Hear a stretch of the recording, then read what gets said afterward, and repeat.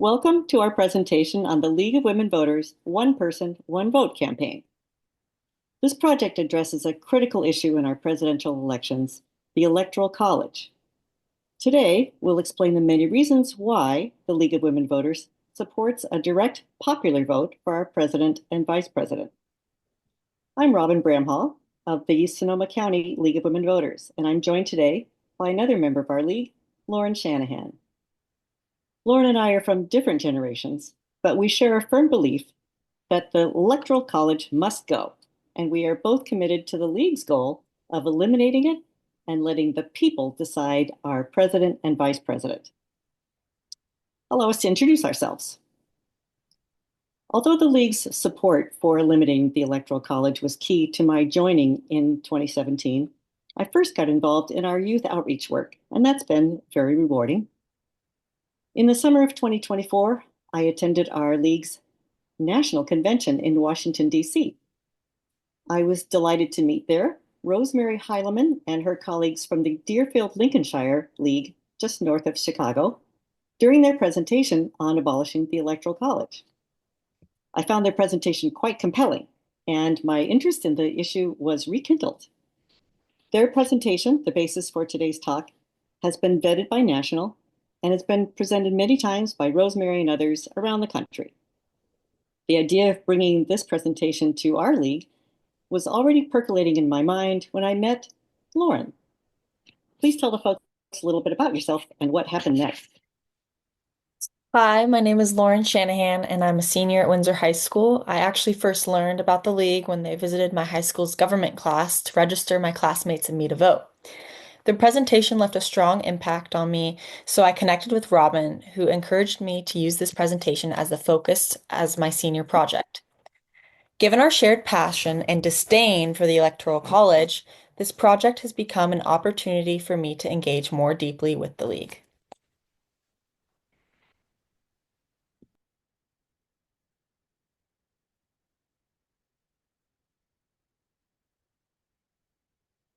We'll start by sharing the basics, what the Electoral College is, and what the League of Women Voters' position is on this method of electing our president.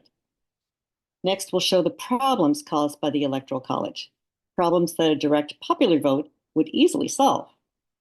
Then we'll review the top arguments given in favor of the Electoral College system and why each of those reasons is actually based on a common myth.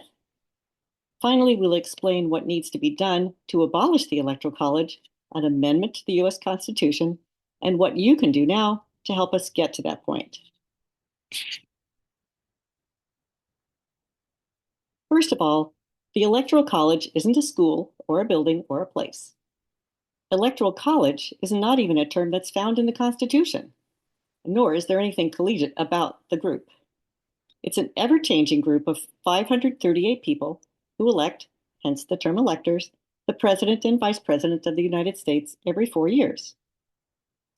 According to the U.S. Constitution, each state legislature gets to decide how their electors will be chosen. In the beginning of our country, state legislatures just picked electors themselves. Over time, states started choosing slates of electors by popular vote within their state, but only because the state legislatures decided it should be done that way. I'd like to give a little more attention to this issue to show the dangers of leaving so much in the hands of state legislatures on this important national issue. So first of all, although he failed in his effort, you may recall that Rudy Giuliani, Donald Trump's personal attorney, appealed to the Michigan state legislature in December of 2020 after the November election to intervene and change Michigan's slate of electors from Biden committed to Trump committed. That effort was one example of how powerful state legislatures still are. And more recently, Hurricane Helene in September of 2024 created such havoc that state representatives in an impacted swing state like North Carolina may have seen it as sufficient grounds for declaring an election failure in their state and letting the legislature decide the electors.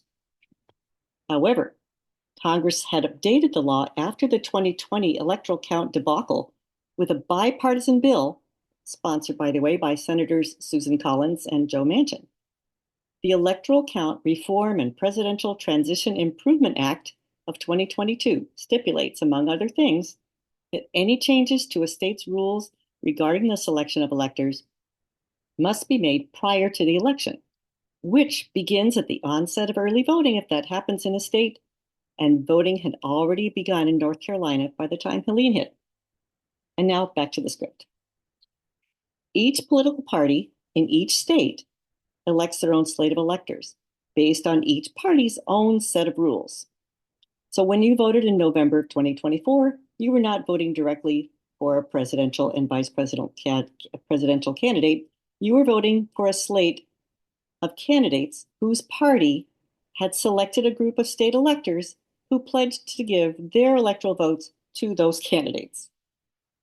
And how many electors does each state get? Each state gets a specific number of electors based on their congressional delegation. So one elector for each US senator, so 2 for each state, and 1 for each US representative, which varies from state to state. So the fewest electors a state can have is 3, since the least populated states, even them, have 2 senators and 1 representative. California gets 54, the most of any state, because we're the most populous, and thus we have the most US representatives. Importantly, the winner of the Electoral College is not whoever gets the most electoral votes among the various candidates. The winner must have a majority, over 50% of the votes to win. Currently, that's 270 electoral votes to win. If no candidate gets 270 votes, the US House of Representatives chooses the president, with each state having just 1 vote.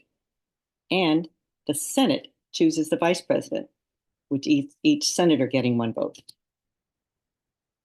So if this process doesn't sound much like representative democracy to you, you're not alone. You may be convinced already that the Electoral College must go, but we're going to go even deeper. Lauren will give you some historical background that helps explain why our founders came up with this plan. But let me first assure you that the League of Women Voters has been advocating for a change for a long time. Since 1970, the League's position has been that the direct popular vote method for electing the president and vice president is essential to representative government. The League of Women Voters believes, therefore, that the Electoral College should be abolished. The rest of this presentation will explain the many problems with the Electoral College that the League has identified. We'll also give you some context for the timing of the League's position from a period in our history that's still fresh in the minds of many of us, but that some of you may be surprised to learn about. More recently, in 2010, the League added support for the National Popular Vote Interstate Compact until abolition of the Electoral College is achieved. The National Popular Vote Interstate Compact is an agreement among an increasing number of states to award all of their electoral votes to whichever presidential ticket wins the overall popular vote in the 50 states plus DC.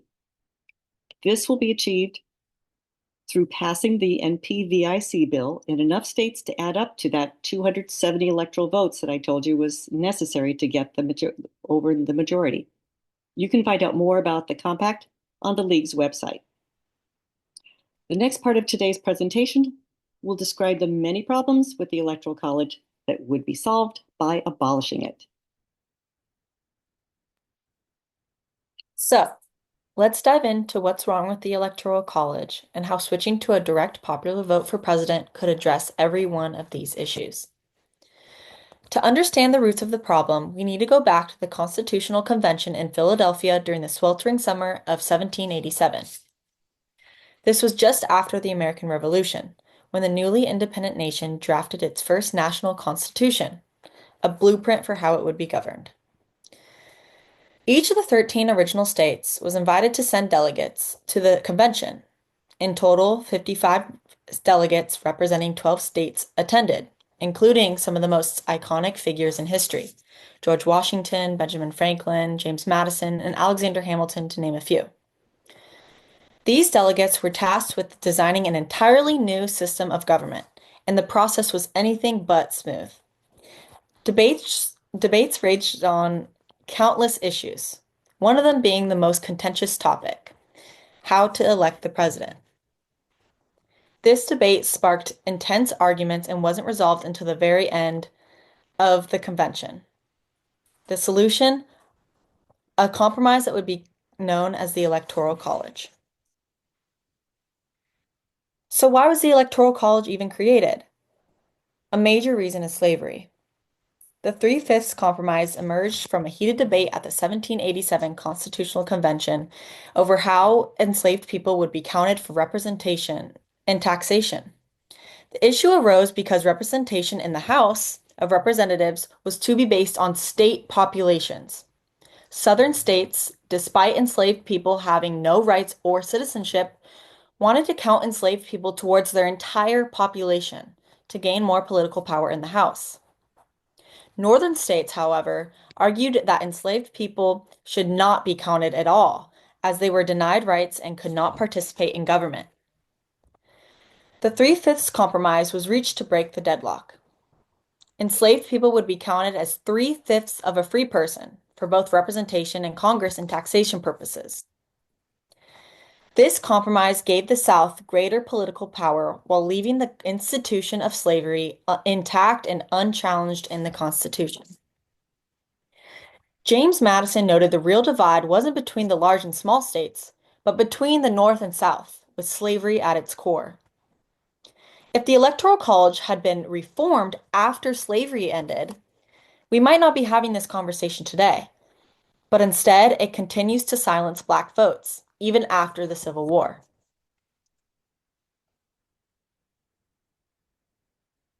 After the Civil War, there was a brief period called Reconstruction, during which federal troops enforced the civil rights of formerly enslaved Americans. Black men voted, and the first Black representatives served in Congress. But the election of 1876 was a mess. Samuel J. Tilden won the popular vote over Rutherford B. Hayes, but voter fraud allegations and disputes in Florida, North Carolina, Louisiana, and Oregon prevented Tilden from securing a majority in the Electoral College. In the end, a compromise was reached after the 1876 election, known as the Compromise of 1877. As part of the deal, Rutherford B. Hayes became president in exchange for the removal of remaining federal troops stationed in the South. Without the protection of federal troops in the South, former Confederate states regained control, effectively reversing all political progress made during Reconstruction. They began passing Jim Crow laws, which systematically disenfranchised Black voters through tactics like poll taxes and literacy tests. Nearly a century later, the Civil Rights Act of 1964 and the Voting Rights Act of 1965 helped dismantle segregation and restore voting rights, officially ending the Jim Crow era. However, full racial equality continues to be fought for. So, the Electoral College was created because of slavery, and its failure in 1876 allowed racism to persist for decades. Unfortunately, the racist impact of the Electoral College didn't end with the Voting Rights Act. It continues to suppress the voice of Black Americans. It continues to suppress the voice of Black Americans. States with higher percentages of Black residents tend to have less power in the Electoral College, while wider states have more influence. Electoral College power is defined by how many people are needed for each electoral vote. In states that are more than 85% white, it takes about 400,000 people to make up one electoral vote. But in states with over 15% Black residents, it takes almost 650,000 people per electoral vote. To put it simply, it takes 1.6 votes in states with higher Black populations to equal one vote in whiter populations. This analysis, based on 2020 census data, aligns with a more detailed study by William Blake from the University of Maryland. This research showed that the Electoral College consistently awards more votes per capita to states with wider populations. While the Electoral College may not be intentionally muting Black votes, its structure disproportionately impacts Black voters because of population distribution. Over time, this could change, but a direct popular vote would immediately eliminate this racial disparity by giving every voter equal weight.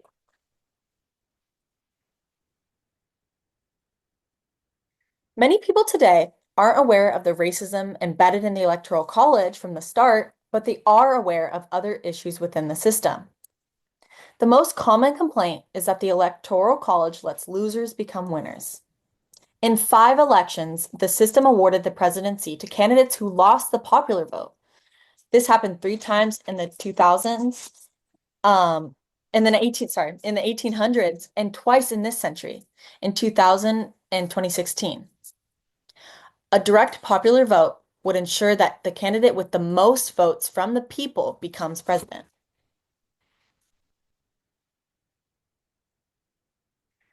Another problem with the Electoral College is that it violates the principle of one person, one vote, making some votes count more than others, depending on where you live.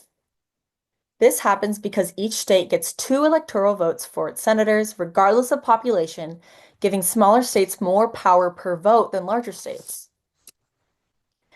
This unfairness is similar to the issue addressed in the Baker v. Carr 1962 Supreme Court case, where the court found that legislative districts in some states were unfairly drawn, giving rural areas more representation and diluting the votes of urban residents, including racial minorities, which is known as malapportionment.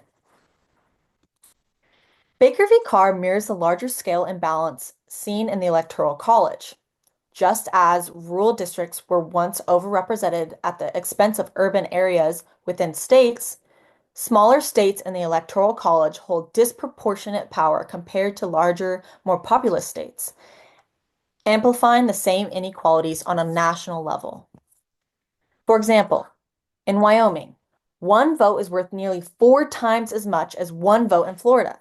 Wyoming has 3 electoral votes, or one for every 192,000 people, while Florida has 29 electoral votes, or one for every 743,000 people. This means it takes almost 4 votes in Florida to equal 1 vote in Wyoming. Smaller states like Wyoming, Vermont, and Alaska have electoral votes that carry much more weight than those in larger states, like Florida, Texas, and California. The principle of one person, one vote should apply to presidential elections, just like how it does in every other election. A direct popular vote would ensure exactly that.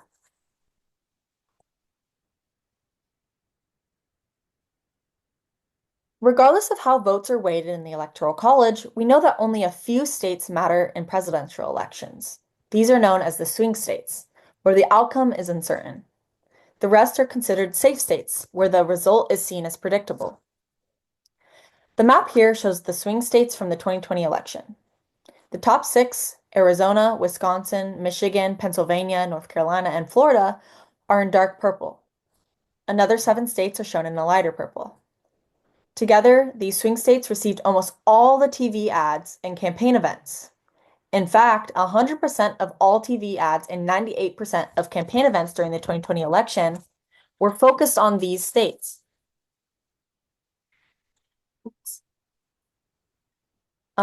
This means that states get all the attention, giving them disproportionate influence over candidates' policy positions. With a direct popular vote, candidates would need to consider the entire country, not just a handful of swing states. All 50 states and the District of Columbia would matter. The Electoral College doesn't just make some votes matter more than others, it also discourages voting in so-called safe states. In so-called safe states, voter turnout is lower.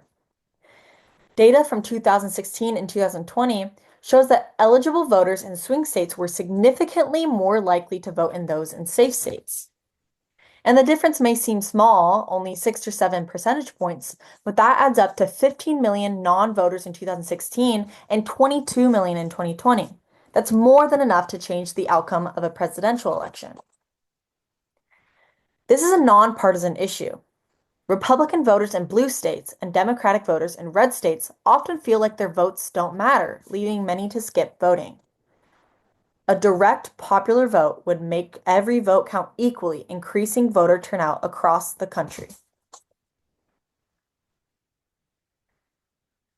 As we saw in the aftermath of the 2020 election, the Electoral College makes our presidential elections vulnerable to manipulation and fraud.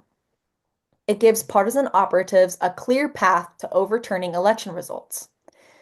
In 2020, there was an effort to find 38 electoral votes instead of over 3.5 million popular votes. The Electoral College made it clear where those votes could be found by finding fewer than 43,000 ballots in just 3 states, Arizona, Georgia, and Wisconsin. That's all it would have taken to flip the election. So these are the 6 major problems with the Electoral College, and each could be solved by switching to a direct popular vote.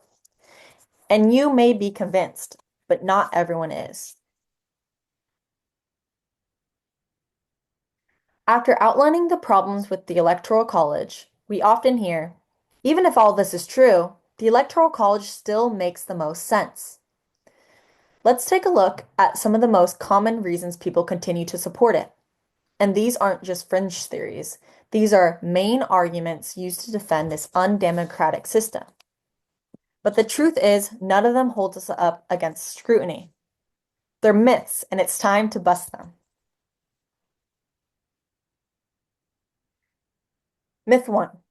Without the Electoral College, our presidents would be chosen by just a few big states like California and New York. Let's break it down with some numbers. First, we notice that Texas and Florida are both larger than New York. Second, every state has a mix of Republican and Democratic voters. Here is a chart of the votes for Joe Biden in 2020, listed by state, going from the largest populated state, California. Adding all the Biden votes in the 10 largest states results in only 44.5 million votes, far short of what he needed to win. Add Biden's votes from the next 15 largest states, and he still had only 69 million votes. You have to add the Biden votes in 6 more states, a total of 31 states, to beat Donald Trump. In fact, Biden received 81 million votes, so he got an additional votes from the remaining 19 states, plus DC. It is simply mathematically impossible for an election by popular vote to be determined by just the largest states.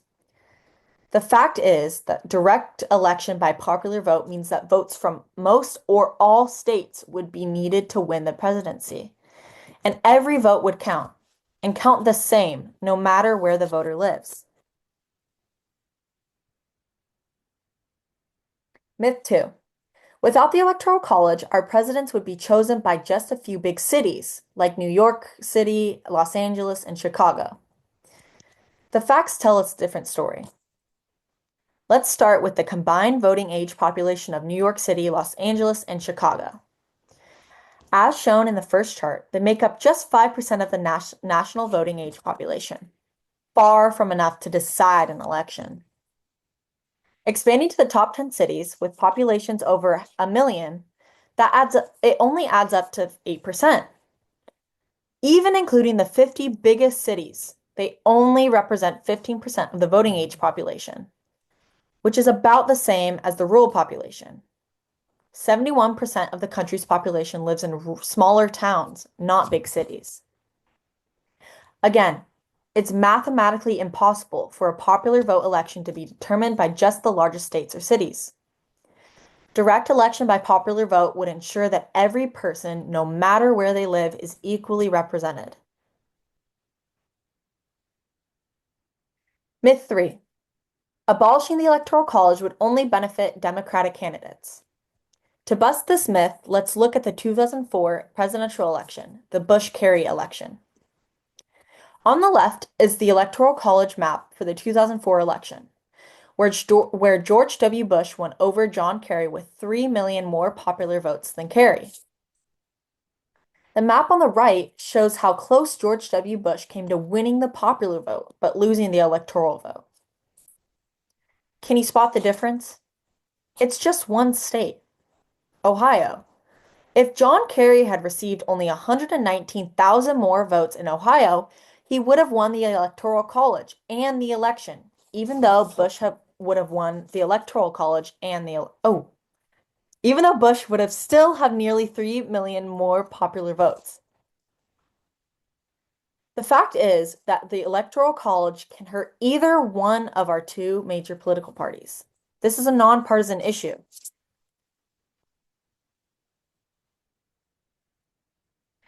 Perhaps the biggest obstacle to eliminating the Electoral College is just plain pessimism. Many people feel that the Electoral College will never be abolished because it would take a constitutional amendment to do it. It's never going to happen, is a comment we hear all too often. What we need to defeat is defeatism. Here is a timeline showing the dates that all constitutional amendments were ratified. The Bill of Rights is shown with just one bar. You can see that our history includes flurries of constitutional activity punctuated by long periods of inactivity. There were 60 years between the first two clumps, then another gap of 43 years. There were 18 years between the amendments of the 1930s and those of the 1950s and 60s. Then a gap of 21 years to the 27th Amendment in 1992. It's been 30 years since then.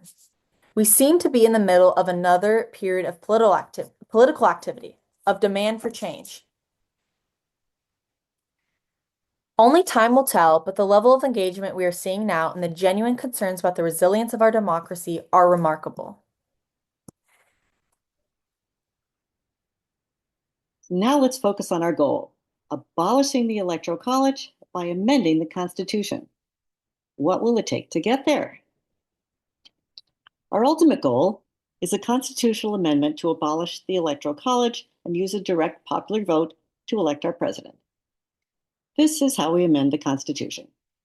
First, a bill to propose an amendment needs to pass both the U.S. House and the Senate by a 2/3 vote. That's not easy, but it shouldn't be. Then, the proposed amendment needs to be ratified by 3/4 of the state legislatures. That's 38 states. Again, not easy, but it's been done 18 times with 27 amendments. We can do it again. Please note that this does not require, and the League does not support, a constitutional convention to accomplish this. The usual amendment process outlined here would do the job of abolishing the Electoral College. So here's the context for the League's 1970 position. Following the Supreme Court decision in Baker v. Carr that Lauren told you about, and other cases that supported the concept of one person, one vote at the state level, Congress took action between 1968 and 1970 to abolish the Electoral College and give the vote for the president to the people. There was a ton of additional momentum at that time because in the 1968 election, a third-party candidate, George Wallace, got 46 votes in the Electoral College. Both Democrats and Republicans were worried that Wallace's popularity could have resulted with neither Richard Nixon nor Hubert Humphrey getting that required 270 electoral votes to win. A Gallup poll at the time showed a whopping 81% of Americans supported abolishing the Electoral College, and that stands at about 63% today. Senator Birch Bayh of Indiana, who had successfully shepherded the 25th Amendment on presidential disability and succession to passage, that was right after the Kennedy assassination, authored the required joint resolution on eliminating the Electoral College, and he was key to bringing the issue to a successful vote in the House in 1969. Look at that vote count, 338 to 70. But in the Senate, an unbreakable filibuster by Southern Democrat Strom Thurmond, with support from a few northern swing state senators afraid of losing their slight edge, led to its failure to be brought to a vote. Similar bills have been introduced as recently as December of 2024. That bill was presented by a Republican and co-sponsored by 2 Democrats, but there's been no vote on those bills. We believe this issue lacks momentum because of that defeatist attitude Lauren told you about, that it's never going to happen. So that's what we need to change. We need momentum. The League of Women Voters is uniquely positioned to empower voters through education and advocacy at the local, state, and national levels.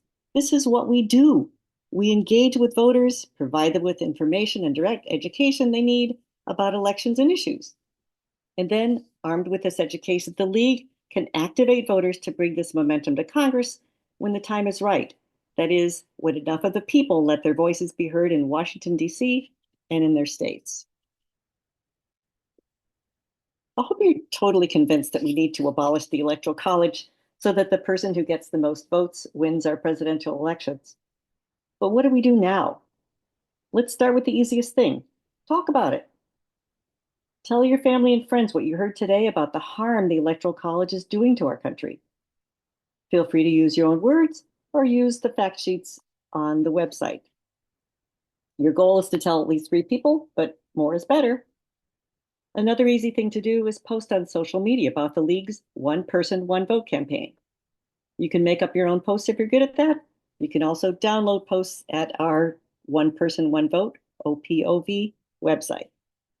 And finally, you can arrange to give this presentation to other groups. If you're a member of the League of Women Voters, you can give it yourself. This presentation and script are available to all League members, and Rosemary's committee will make it easy for you. They'll provide you with materials, training, and support you want.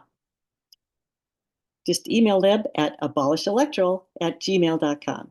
If you're not a League member, and we invite you to become one, you can email us at that address, and we'll find a League member to give this presentation to your group. That's it. 3 easy things you can do now to spread the word that we need to abolish the Electoral College and elect our president by popular vote. One person, One vote.